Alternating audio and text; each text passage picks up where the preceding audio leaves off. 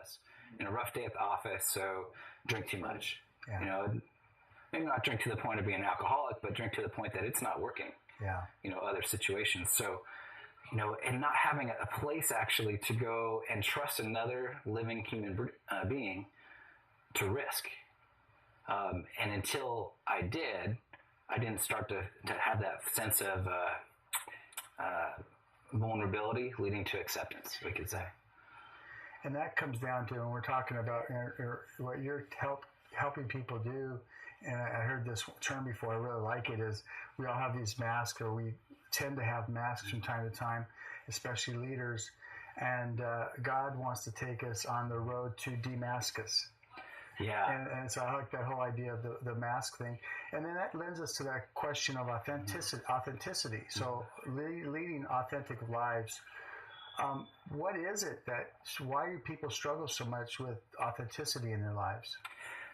That's a great question, and one that I struggle with a lot, just why I wouldn't lead that type of authentic life. And it really comes down, at least in my experience, in working with leaders, and I would define a leader, just not someone, who's making 7 figures running the company, it really is the dad at home. It's the mom, doing her best to get the kids to and fro school and sports. It's just not the person, in the pulpit preaching every Sunday. It's someone who has an influence over others, really isn't in a leadership role. But those that are really in those positions of power, the higher up in an organization, regardless of whether it's, religious-based or secular-based, that doesn't matter. But there are some things that are very common to that. And one of them is sort of this perception almost, and I felt this in myself, that it's not okay to be human.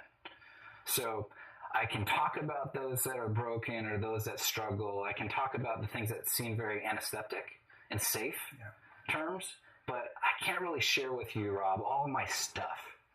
Because there's that fear that, again, you might reject me, you might judge me, you might not be my friend anymore. Yeah. And certainly then that might get around the community, like almost this point of acceptance. Yeah. So at least what I found is that it's almost this good enough factor.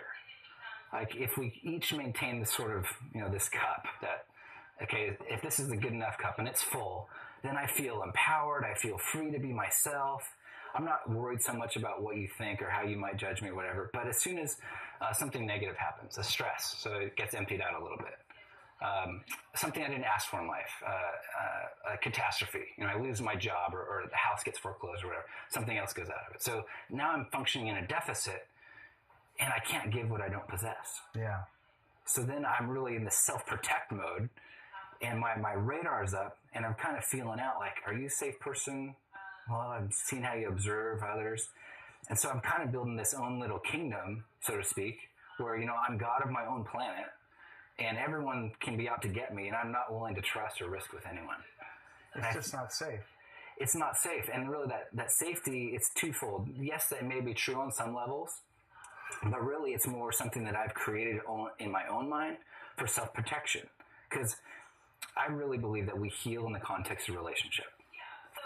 So when we don't risk with another living, breathing human being, we never give anyone else the benefit of the doubt to prove wrong our own self-perception. Just go, look, your stuff stinks as much as my stuff stinks. Yeah. There's not a whole lot different. It may look different in like what I choose to do, in my secrets, but at the root of things, it's not, we don't have the corn on the market in terms of like terminal uniqueness. Yeah. So we're really not alone with that, but most of us, our culture is really conducive to this, don't learn those skills growing up or whatever. Things happen in life, bumps happen, we don't adjust or whatnot. It's really our survival skill. How we're hardwired is to take care of ourselves. And we just don't live in a culture that embodies this healing in the context of community. Those are seen as, if I show you my faults, I'm perceived as weak. Yeah. And I would challenge that, and I would say that really through our weakness, our strength shows up.